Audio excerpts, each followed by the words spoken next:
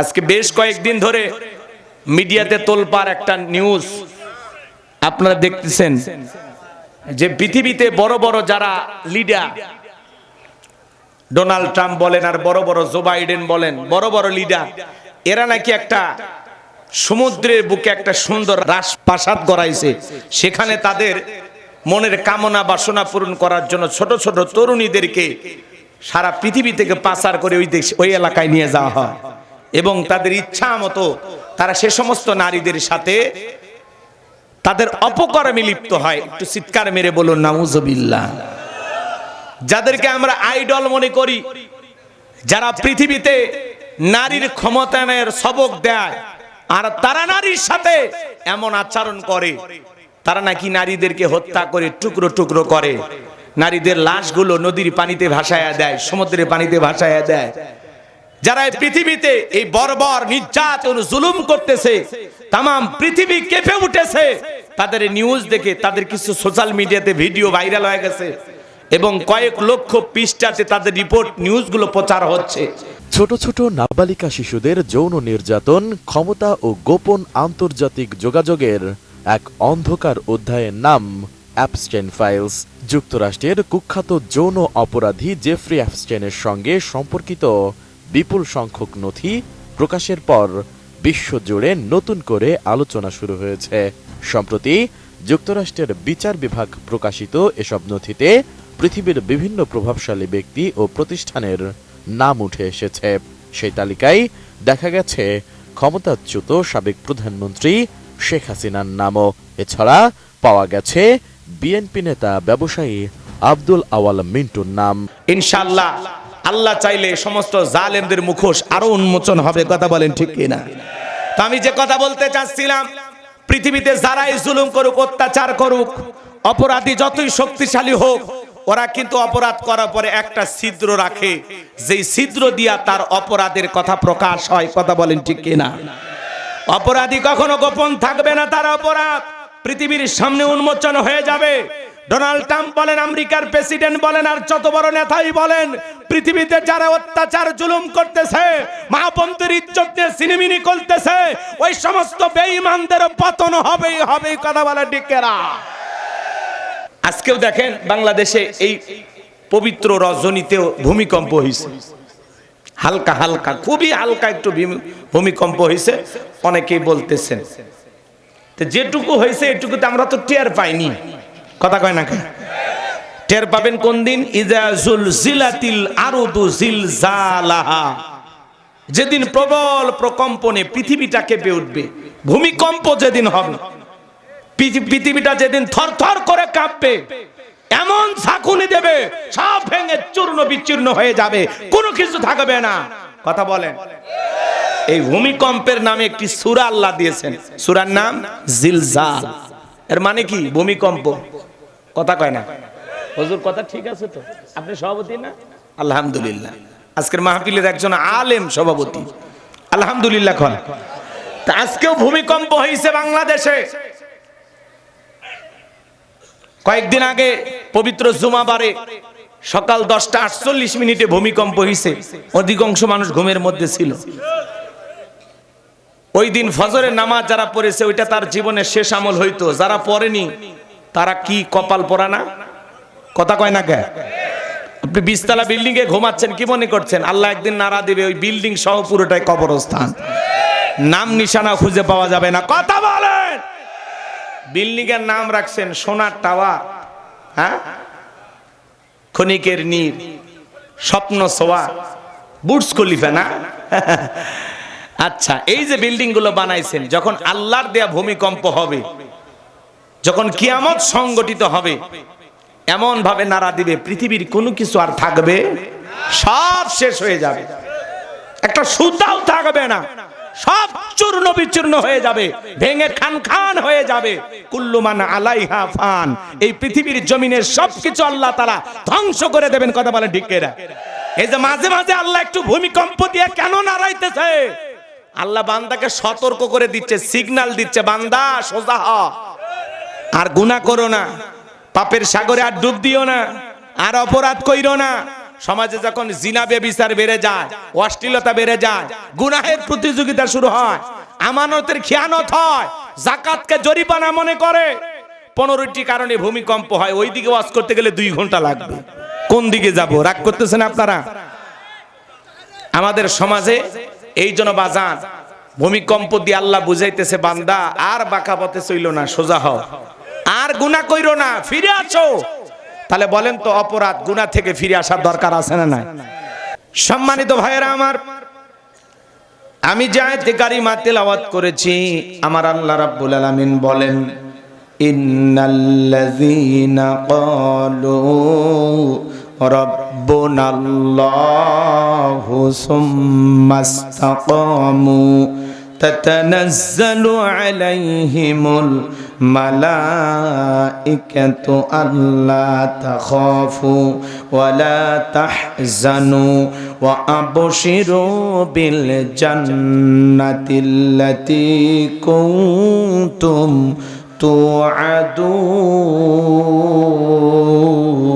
তুআদুন। আরেকটু জোরে বলুন আল্লাহু আকবার। যে কোনো আয়াত বা সূরার তাফসীর করতে হলে কোন প্রেক্ষাপটে কোন সময় আল্লাহ তাআলা সেই সূরাটি বা আয়াতটি নাজিল করেছেন, সে নাজিলের প্রেক্ষাপট জানার দরকার আছে না নাই? আরবিতে বলা হয় শানি নজুল। যদি শানি নজুল আলোচনা করা হয় তাহলে তাফসীর বুঝতে সহজ হয়।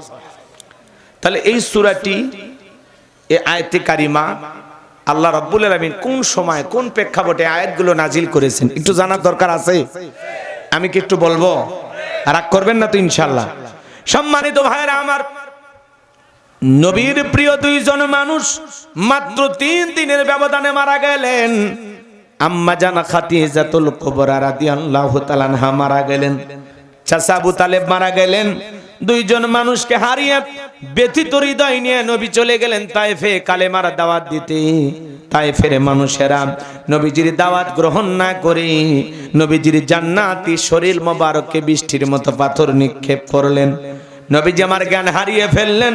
যায়েদ বিন হারেসা বলেন, অনেক কষ্টে নবীজির শরীর মোবারক থেকে আমি পাথরগুলো সরায় ফেললাম। নবীজির জ্ঞান যখন ফিরে আসলো, নবী দেখে বলে, যায়েদ আমার একটু ওযু বানায় দাও, আমি একটু নামাজ আদায় করব। হযরতে যায়েদ বলেন, আমি যখন নবীজির পা মোবারক থেকে জুতা খুলতে গেলাম, আমি নবীজির জুতার ভিতরে রক্তগুলো জমাট বেঁধে আছে। আমি অনেক কষ্টে নবীজির পা মোবারক থেকে জুতা খুললাম। নবীজি নামাজ আদায় করলেন, আসমান থেকে জিবরাইল এসে বলে, নবী, যে তায়েফের মানুষেরা আপনার উপরে পাথর নিক্ষেপ করেছে, নবী আমার একবার শুধু অর্ডার দেন, পাহাড় চাপা দিয়ে তায়েফের মানুষকে জনমের মতো বিদায় করে দেব। আমার নবী বলে, জিবরাইল, তায়েফের মানুষেরা না চিনে আমাকে পাথর নিক্ষেপ করেছে, আজকে যদি পাহাড় চাপা দিয়ে তাদেরকে শেষ করে দাও, আমি নবী কার কাছে কালেমার দাওয়াত পৌঁছাইব? আমি তায়েফের মানুষদেরকে মাফ করে দিয়েছি, তুমি আমার আল্লাহকে জানায়া দাও, আমার আল্লাহ যেন তায়েফের মানুষদেরকে মাফ করে দেয়। বলুন সুবহানাল্লাহ। কেমন দয়ার নবী, যারা পাথর উপহার দেয় আর নবী তাদেরকে উপহার দেন ক্ষমা। সুবহানাল্লাহ। এজন্য আল্লাহ রাব্বুল আলামিন বলেন, ওয়ামা আরসালনাকা ইল্লা রাহমাতাল লিল আলামিন।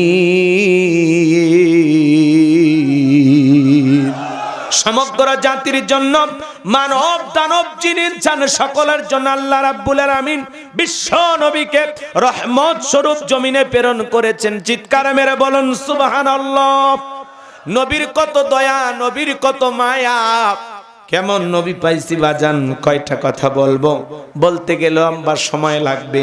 পাথরের আঘাত আলা দেহটা নিয়ে নবীজি যখন মক্কায় চলে আসলেন, এখানে আসার পরে নবীজির মেয়ের সাথে ছোট্ট একটা ঘটনা আছে, খুব মনোযোগ দিয়ে কথাগুলো শুনবেন।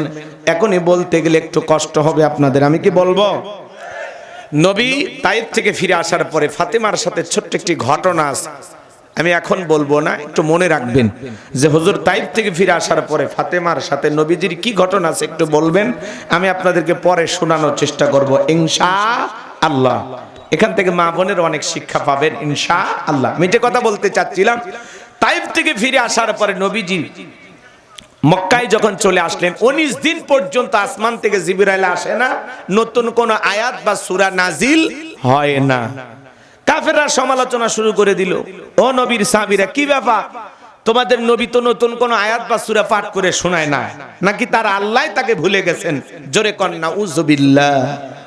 এরপরে ডেকে বলেন, ও নবীর সাহাবীরা কি ব্যাপার, তোমাদের নবী তো নতুন কোন আয়াত বা সূরা পাঠ করে শোনায় না, নাকি তার উপরে যে জিন ভর করেছিল সেই জিনটা বিদায় নিয়েছে? জোরে কন্না উযুবিল্লাহ।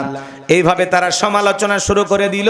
এ বাজান, লম্বা হবে, আমি লম্বা করব না, সংক্ষিপ্ত কথা বলে দিয়ে যাই। 19 দিন পরে আল্লাহ রাব্বুল আলামিন জিবরাইলের মাধ্যমে এই পাওয়ারফুল আয়াত কারিমা নাজিল করে জানায় দিলেন, ইন্নাল্লাযীনা ক্বালু রাব্বুনাল্লাহ, ইন্নাল্লাযীনা ক্বালু রাব্বুনাল্লাহ, নিশ্চয়ই যারা বলে আমাদের রব আল্লাহ, আমাদের রব কে, সুম্মাস্তাকামু, এই কথার উপরে যারা ইস্তেকামাত থাকে, অবিচল অটল থাকে, তাতানাজ্জালু আলাইহিমুল মালাইকা, আসমান থেকে তাদের উপরে ফেরেশতা নাজিল হয়। ফেরেশতা নাজিল হয় 3 সময়। ফেরেশতা এসে বলে, আল্লাহ তাখাফু, ভয় পেও না, ওয়ালা তাহজানু, চিন্তা করো না, ওয়া আবশিরু বিল জান্নাতিল্লাতী কুনতুম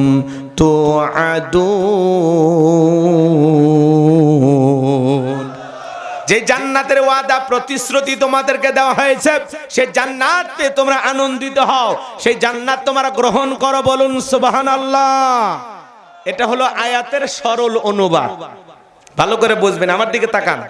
আল্লাহ কি বলেন, ইন্নাল্লাযীনা ক্বালু রাব্বুনাল্লাহ, নিশ্চয়ই যারা বলে আমাদের রব আল্লাহ, সুম্মাস্তাকামু, এই কথার উপরে যারা ইস্তেকামাত থাকে যে আল্লাহ আমার রব, তিনি সব, কথা কন আমি রবের গোলাম, এই কথার উপরে যারা টিকে থাকতে চায়।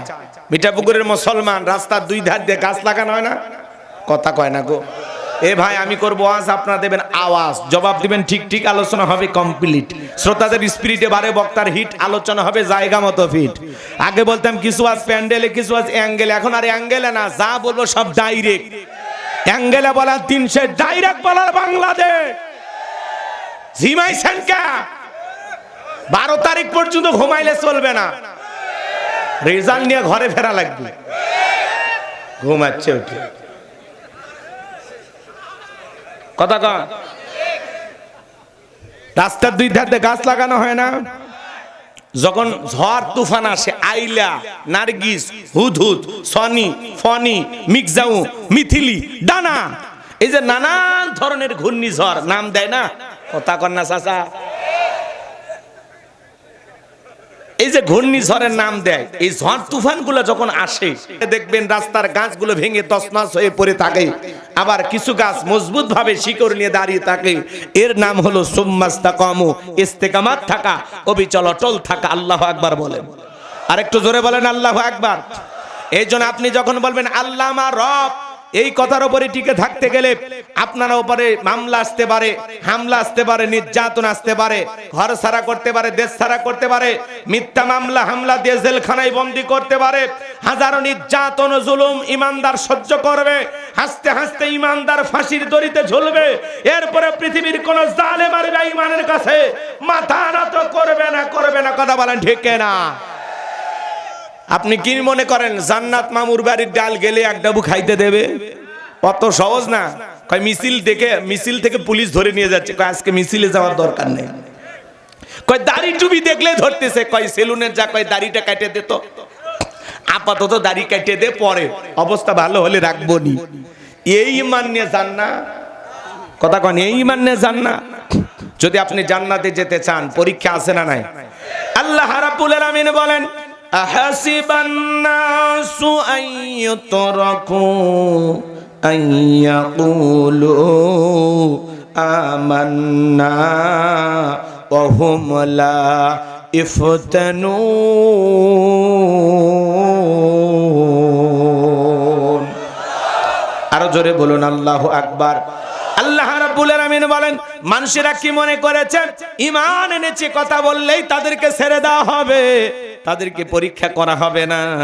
এই পৃথিবীর জমিনে এমন নবী রাসূল উম্মতের আগমন ঘটেছিল বাজান, করাত দিয়ে চিরে তাদেরকে দুই টুকরো করা হয়েছে। এরপরে ঈমান থেকে সরে যায় নাই, গর্ত ভরে পুঁতে রাখা হয়েছে। এরপরে ঈমান থেকে সরে যায় নাই, লোহার চিরুনি দিয়া দেহ থেকে গোশতগুলো খসে খসে আলাদা করে ফেলে দেওয়া হয়েছে। এরপরে তারা ঈমান থেকে 1 ইঞ্চি সরে যায় নাই, বলুন আল্লাহু আকবার। আর আপনার একটু মামলায় দেশে কয়েকদিন জেলেই রাখছে, কি হয়েছে? কি হয়েছে তাতে? কথা কন, রাগ করতেছেন? এই জন্য যারা ঈমানদার এরা জেল জুলুমের ভয় করে না, নির্যাতনের ভয় করে না। কথা বলে ঠিক না?